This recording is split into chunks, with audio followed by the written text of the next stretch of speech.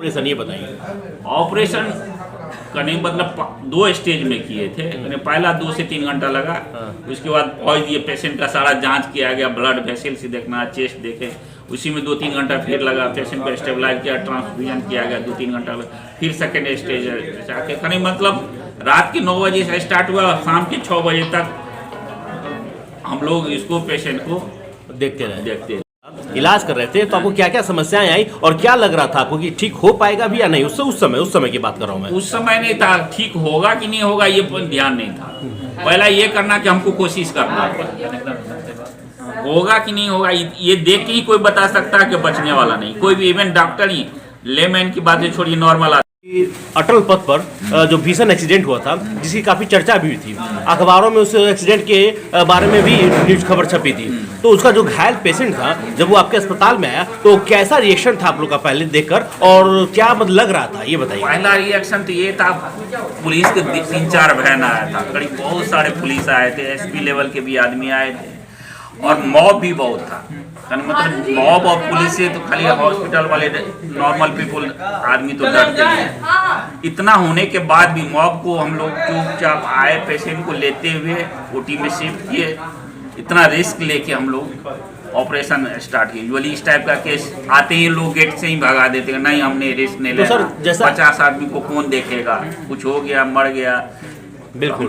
तो सर उसके बाद जब आपने पेशेंट को देखा तो शायद आप लोगों ने क्या मतलब उसका तुरंत उपचार शुरू कर दिया था? विदिन 15 मिनट में ऑपरेशन थिएटर शिफ्ट हो गया। अच्छा। इन्वेस्टिगेशन जो हुआ, हमारे टीम के staff, nursing staff during trolley में ही ब्लड सैंपल निकाला इन्वेस्टिगेशन का। ओके।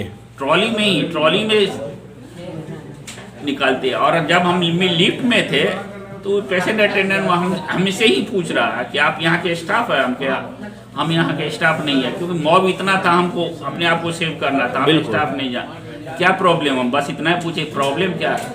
ब्लड सैंपल नहीं मिला, ब्लड हमको, आपको चलिए मेरे साथ, हम दिखा देते हैं।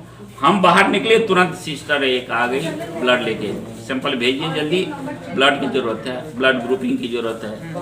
जो भी कितना ब्लड की जरूरत पड़ा मरीज को? करीब 5 बोतल लगभग 5। और सर वो मतलब अभी खतरे से बाहर है? पूरा खतरे से बाहर है, खा रहा है पेशेंट। अच्छा। 2-4 स्टेप चला भी दिया, आज ड्रेसिंग किए, वुंड भी अच्छा है, बढ़िया। मतलब कितने दिनों में वो मतलब कि ठीक हो जाएगा पूरी तरह से चलने फिरने में? तो अभी चल रहा ना, पैर तो ठीक है ना, हाथ में लगा के 2-4 स्टेप चल रहा। मेन तो उसको यहाँ छाती के बगल में जो ऊपर में जो लग गया, पूरा रड अंदर चला गया था। वो चला गया था ना। तो वो तो काफी घातक होगा सर। वो तो पूरा अंदर आर पार दिख रहा होगा। आर पार था, सब चीज दिख रहा था, जितना मेजर धमनी जितना सब चीज भेजे। जो एक पोस्टमार्टम जो करते हैं समझिए उस टाइप का था।